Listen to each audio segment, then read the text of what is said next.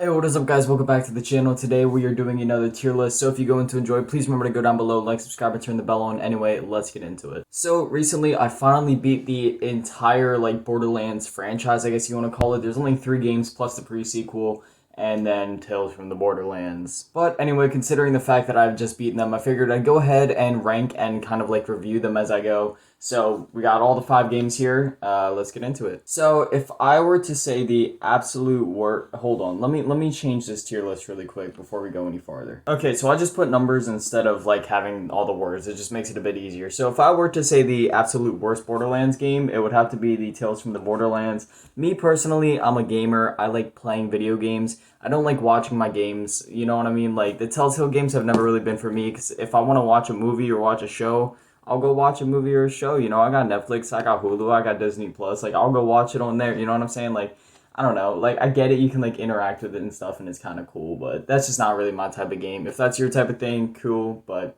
not for me. Next, I would probably have to put Borderlands 1, just because, I don't know. We're gonna put pre-sequel there, just because of the fact that I know this game, it isn't technically a mainline entry, but it was a shorter game, and I just don't have as much time invested into it, obviously, because it is a shorter game, and it's more of outside of the normal, that type of Borderlands game, I guess. It was pretty solid. The gameplay was pretty good. Boss fights were good and everything. It's just, I don't know. When I play a Borderlands game, I expect this long ass journey. And like I said, I know this game wasn't supposed to be that, but the 20 plus hour, closer to 30 hours of just going through, looting, shooting shit. And normally, when it comes down to just strictly gameplay, I would say Borderlands 1, these should actually swap because in terms of gameplay and everything, I would have to say pre-sequel was better, especially with loot and everything. But I'm just gonna put Borderlands 1 a little bit higher just because it was the original, it was the first Borderlands I played. I have more time invested into it compared to pre-sequel.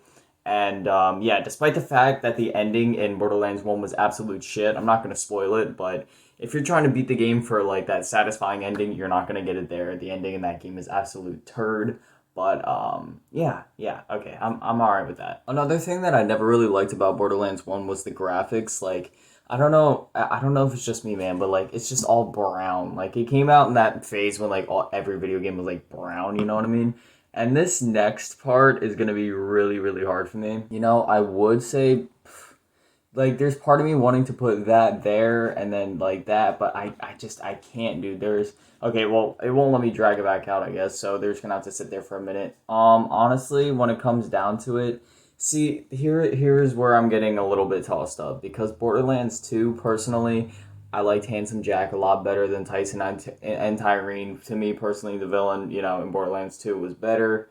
But I don't know. I feel like Borderlands 3 just I don't know how I want to go about this. I feel like I'm gonna have to put Borderlands 2 at number 2 and put Borderlands 3 at number 1, and that may or may not be controversial, but just hear me out real quick. So in number 2, like I said, the villain is a lot better. However, I feel like something about Borderlands 3, I mean, obviously just because it's newer, I guess, the gameplay's a bit smoother. I found myself feeling more satisfied and feeling like I had more variety with my weapons. Like in Borderlands 2, I don't know if this was just me and my playstyle, but by the end of the game, I was rocking out with an entire shotgun loadout. I had my fire, my shock, my corrosive, and then my normal bullet shotgun. I was just rocking out with all shotguns. Sometimes I'd switch out the bullet shotgun for my one Jacobs revolver I had, but I kept cycling that.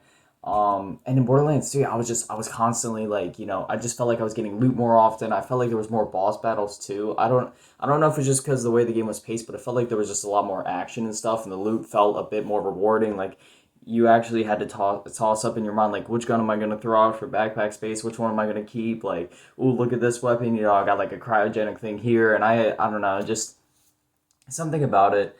I would say in terms of gameplay, Borderlands 3 probably takes the cake for me, but in terms of story and villains, Borderlands 2 would win. But when I'm playing video games, obviously, gameplay comes before story, because if the gameplay's shit, who cares about the story? You know what I mean? So that's where I'm going to have to rank the Borderlands games. I know in avid fans' minds this may be a bit of a controversial thing, and there's probably a few things that'll be switched around here, but this is just me.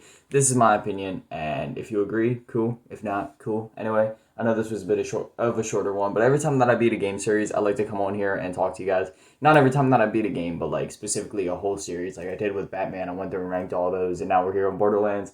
Just beat all of these, and honestly, I kind of want to go through and like beat at least 2 and 3 again, and just because I know everybody talks about that thing in Borderlands where it's like, even after you beat the game, you go back on like true Vault Hunter mode and like get your character like max level. So I want to see what that's all about. I want to see if it's truly worth all that. But with that, that's going to do it for this video, guys. If you enjoyed, please remember to go down below, like, subscribe, comment, and share this with your friends. And remember that I post daily at 7 p.m. And yeah, if you want to see more of these tier list videos or more IRL videos, just let me know. I have fun making them. I have fun making every video, but you guys know what I mean. I actually did a poll on my Instagram, and I was like, do you guys like the IRL or the gaming videos more? And surprisingly, people said IRL. Personally, I always have seen myself as more of a gaming YouTuber, and I mean, obviously, we're making like a gaming type video right now, but you know, I'll make whatever content you guys want to see. I'm never going to stray away from gaming, and I'll never stray away from the IRL. You know, I like keeping things... I like having an arrangement of content. But anyway, tomorrow I'll be coming at you guys with the Minecraft Survival Let's Play Part 3. And with that, yeah, I'm going to stop yapping now. Hope you guys have an amazing day. I love you all. Peace. I'm all alone.